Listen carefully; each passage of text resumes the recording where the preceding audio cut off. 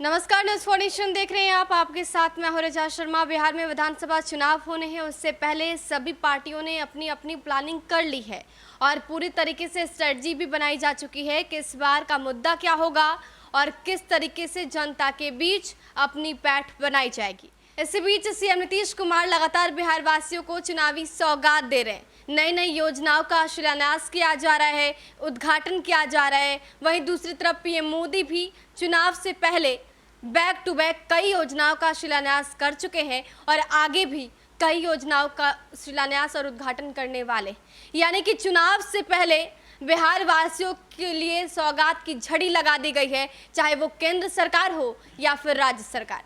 लेकिन नेता प्रतिपक्ष तेजस्वी यादव हर मुद्दे को लेकर नीतीश सरकार और केंद्र की मोदी सरकार पर हमला बोलने से चूक नहीं रहे।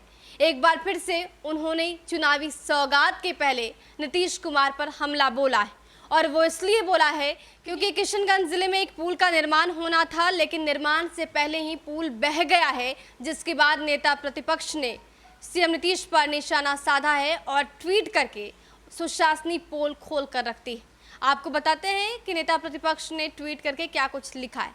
तो सबसे पहले आप देखिए, ट्वीट में तेजस्वी यादव ने लिखा है, किशनगंज जिले में करोड़ों की लागत से निर्माणाधीन सुशासनी पुल उद्घाटन से पहले ही टूट गया। देखते हैं 15 वर्षों की भ्रष्टाचारी सरकार और 60 घोटालों के प्रबंध संरक्षकर्ता श्री नीतीश कुमार और सुशील मोदी, इसका दोष विपक्ष या प्रकृति में से किसे देते हैं। #Act of Nitish. तो साफ तौर पर तेजस्वी यादव ने सबसे पहले तो ये निशाना साधा, ये बताने की कोशिश की कि नीतीश कुमार के ऊपर 60 घोटाले हैं और इसके साथ ही उन्होंने ये भी लिखा है कि अब देखना दिलचस्प होगा कि वो क्या कहते हैं। कमी किसकी, विपक्ष की कमी है या फिर प्राकृतिक आपदा इसे मानते हैं। क्योंकि इससे पहले आपको याद होगा जब 70 घाट पुल बह गया था, उसका अप्रोच पथ जब टूट गया था, उसके बाद से सरकार की किरकिरी हुई थी। विपक्ष ने उस वक्त भी सवाल दागे थे, लेकिन सत्ता पक्ष की तरफ से जवाब ये आया था कि ये प्राकृतिक आपदा है। बाढ़ के कारण पुल का जो अप्रोच पथ है वो टूटा है, पानी का दबाव वो नहीं झेल सका, यही वजह है कि वो बह गया।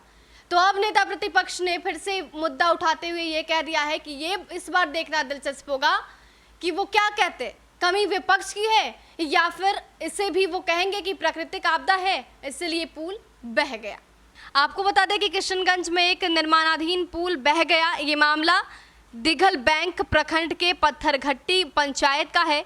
यहाँ गोवाबाड़ी में 1 करोड़ 42 लाख की लागत से बन रहा गोवाबाड़ी पुल बह गया है।